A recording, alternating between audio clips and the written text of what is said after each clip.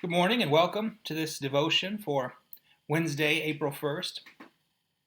I've been reflecting over the last few days about the idea of the knowability of God and how God is understood through prayer and through study.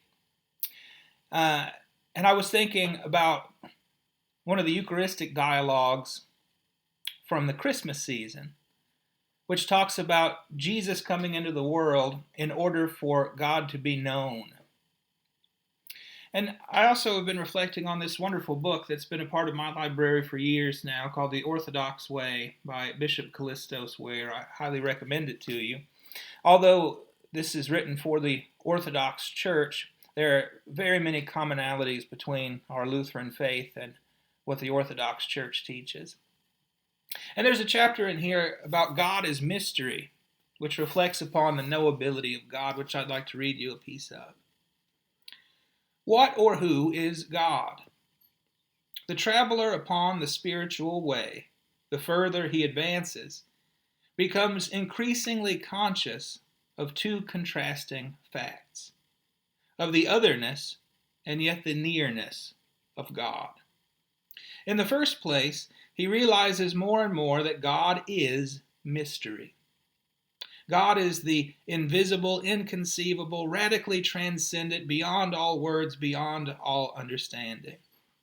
Surely the babe just born, writes the Roman Catholic George Terrell, knows as much of the world and its ways as the wisest of us can know of the ways of God, whose sway stretches over heaven and earth, time and eternity. A Christian in the Orthodox tradition will agree with this entirely. As the Greek fathers insisted, a God who is completely comprehensible is not God. A God, that is to say, whom we claim to understand exhaustively through the resources of our reasoning brain, turns out to be no more than an idol, fashioned in our own image. Such a God is most emphatically not the true and living God of the Bible and the church. Man is made in God's image, but the reverse is not true. Yet in the second place, this God of mystery is at the same time uniquely close to us, filling all things, present everywhere around us and within us. And he is present not merely as an atmosphere or nameless force, but in a personal way.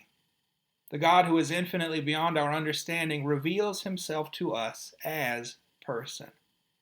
He calls us each by our name and we answer him.